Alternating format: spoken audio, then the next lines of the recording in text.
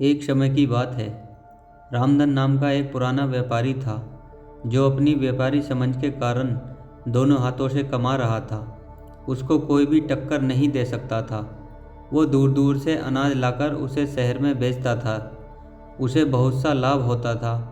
वो अपनी इस कामयाबी से बहुत खुश था। इसलिए उसने सोचा व्यापार बढ़ाना चाहिए और उसने पड़ोसी राज्य में जाकर व्यापार करने की सोची।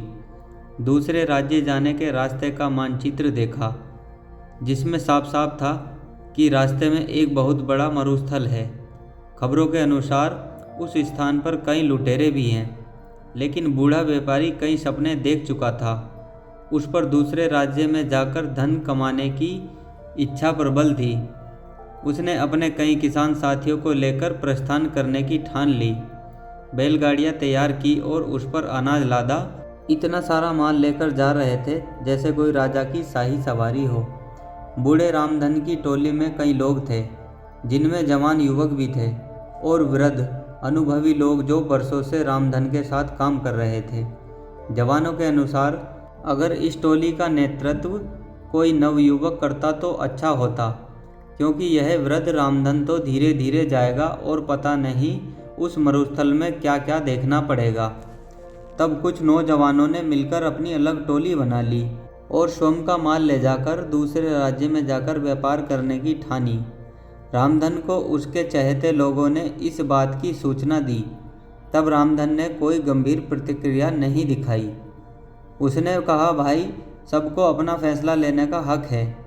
अगर वो मेरे इस काम को छोड़ अपना शुरू करना चाहते हैं तो मुझे कोई आपत्ति नहीं है, और जो भी उनके साथ जाना चाहता है वो जा सकता है।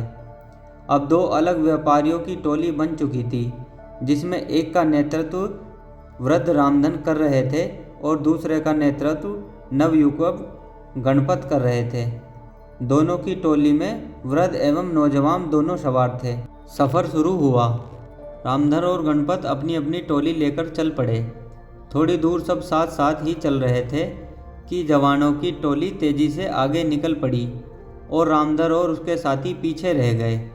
रामधन की टोली के नौजवान इस धीमी गति से बिल्कुल भी खुश नहीं थे और बार बार रामधन को कोस रहे थे। कहते कि वो नौजवानों की टोली तो कब की नगर की सीमा लांघ चुकी होगी और कुछ ही दिनों में मरुस्थल भी पार कर लेगी और हम इसी बूढ़े के कारण मर जाएंगे। धीरे धीरे रामधन की टोली नगर की सीमा पार करके मरुस्थल के समीप पहुंच जाती है। तब रामधन सभी से कहते हैं, यह मरुस्थल बहुत लंबा है और इसमें दूर दूर तक पानी की एक बूंद भी नहीं मिलेगी, इसलिए जितना हो सके पानी भर लो। और सबसे अहम, यह मरुस्थल लुटेरे और डाकुओं से भरा हुआ है, इसलिए हमें यहाँ का सफ़र बिना रुके करना होगा। साथ ही हर समय चौकन्ना रहना होगा। उन्हें मरुस्थल के पहले तक बहुत से पानी के गड्ढे मिल जाते हैं, जिसमें से बहुत सारा पानी इकट्ठा कर लेते हैं। तब उनमें से एक पूछता है कि इस रास्ते में पहले से ही इतने पानी के गड्ढे हैं, हमें एक भी गड्ढा तैयार नहीं करना पड़ा। तब रामधन मूंछों को ताव देकर बोलते हैं, इसीलिए तो मैंने नौजवानों की उस टोली को आगे जाने दिया। यह सभी उन लोगों ने खुद के लिए तैयार किया होगा, जिसका लाभ हम सभी को मिल रहा है। यह सुनकर टोली के विरोधी साथी खिंचवा जाते हैं और अन्य रामधन के अनुभव की प्रशंसा करने लगते हैं। सभी रामधन के कहे अनुसार बंदोबस्त करके और आराम करके आगे बढ़ते हैं। आगे बढ़ते हुए रामधन सभी को आगाह कर देता है कि अब हम सभी मरुस्थल में प्रवेश करने वाले हैं, जहाँ पर ना तो पानी मिलेगा, ना खाने को फल और ना ही ठहरने को स्थान। यह बहुत लंबा भी है, हमें कई दिन भी लग सकते हैं। सभी रामधन की बातों में हामी मिलाते हुए उसके पीछे पीछे हो लेते हैं। अब वे सभी मरुस्थल में प्रवेश कर चुके थे, जहाँ बहुत ज़्यादा गर्मी थी, जैसे हाथ में आग लेकर चल रहे हो। आगे चलते चलते उन्हें सामने से कुछ लोग आते दिखाई देते हैं। वे सभी रामधन को प्रणाम करते हैं और हाल चाल पूछते हैं। उनमें से एक कहता है कि आप सभी व्यापारी लगते हो, काफ़ी दूर से चले आ रहे हो। अगर कोई सेवा का अवसर देंगे तो हम सभी तत्पर हैं। उसकी बातें सुनकर रामधन हाथ जोड़कर कह देता है कि भाई, हम सभी भले चंगे हैं, तुम्हारा धन्यवाद जो तुम सभी ने इतना सोचा। और वे अपने साथियों को लेकर आगे बढ़ जाते हैं। आगे बढ़ते बढ़ते टोली के कुछ नवयुवक फिर से रामधन को कोसने लगते हैं कि जब वे लोग हमारी सहायता कर रहे हैं तो इस वृद्ध रामधन को क्या परेशानी है। कुछ दूर चलने के बाद फिर से कुछ लोग सामने आते दिखाई देते हैं जिनके वस्त्र गीले थे, और वे रामधन को उसके साथियों को कहते हैं कि आप सभी राहगीर लगते हो और इस मरुस्थल के सफ़र में थके लग रहे हो। अगर आप चाहो तो हम आपको पास के एक जंगल में ले चलते हैं जहाँ बहुत पानी और खाने को फल हैं। साथ ही अभी वहाँ पर तेज़ बारिश भी हो रही है। उसी में हम सभी लोग भीगे थे। अगर आप सभी चाहें तो अपना सारा पानी फेंककर नया पानी भर लें और पेट भर खाकर आराम कर लें। लेकिन रामधन साफ ना बोलकर अपने साथियों से जल्दी चलने को कह देते हैं। अब टोली के कई नौजवानों को रामधन पर बहुत गुस्सा आता है और वे उसके समीप आकर अपना सारा गुस्सा निकाल देते हैं और पूछते हैं कि क्यों वे उन भले लोगों की बात नहीं सुन रहे और क्यों हम सभी पर जुल्म कर रहे हैं।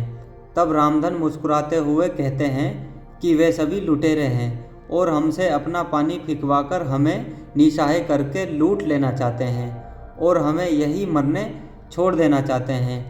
तब वे नवयुवक गुस्से में दांत पीसते हुए कहते हैं कि सेठ जी, तुम्हें ऐसा क्यों लगता है। तब रामधन कहते हैं कि तुम खुद देखो, इस मरुस्थल में कितनी गर्मी है। क्या यहाँ आसपास कोई जंगल भी हो सकता है। यहाँ की भूमि इतनी सूखी है, दूर दूर तक बारिश ना होने का संकेत देती है। यहाँ एक परिंदे का घोंसला तक नहीं है, तो फल फूल कैसे हो सकते हैं। और ज़रा निगाह उठाकर ऊपर देखो, दूर दूर तक कोई बारिश के बादल नहीं है, ना ही हवा में बारिश की ठंडक है, ना ही गीली मिट्टी की खुशबू। तो कैसे उन लोगों की बातों पर यकीन किया जा सकता है। मेरी बात मानो, कुछ भी हो जाए अपना पानी मत फेंकना और ना ही कहीं पर रुकना। कुछ देर आगे चलने के बाद उन्हें रास्ते में कई नरकंकाल और टूटी फूटी बैलगाड़ियाँ मिलती हैं। वे सभी कंकाल गणपत की टोली के लोगों के थे, उनमें से एक भी नहीं बचा था। उनकी ऐसी दशा देख सभी रोने लगते हैं क्योंकि वे सभी उन्हीं के साथी थे। तब रामधन कहते हैं कि ज़रूर इन लोगों ने तुम्हारे जैसे ही इन लुटेरों को अपना साथी समझा होगा और इसका परिणाम यह हुआ, आज उन्हें अपने जीवन से हाथ धोना पड़ा।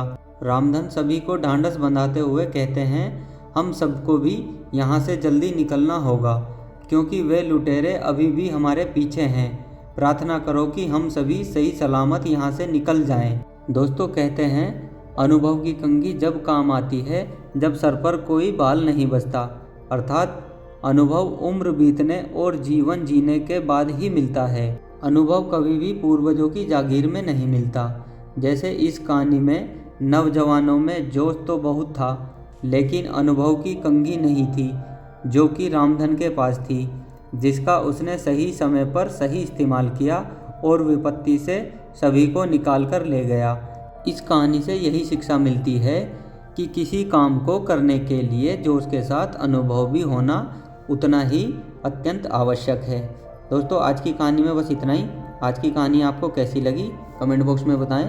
कहानी पसंद आई हो तो वीडियो को लाइक और चैनल को सब्सक्राइब करें। मिलते हैं इसी तरह की मोटिवेशनल कहानी के साथ नेक्स्ट वीडियो में। जय हिंद दोस्तों।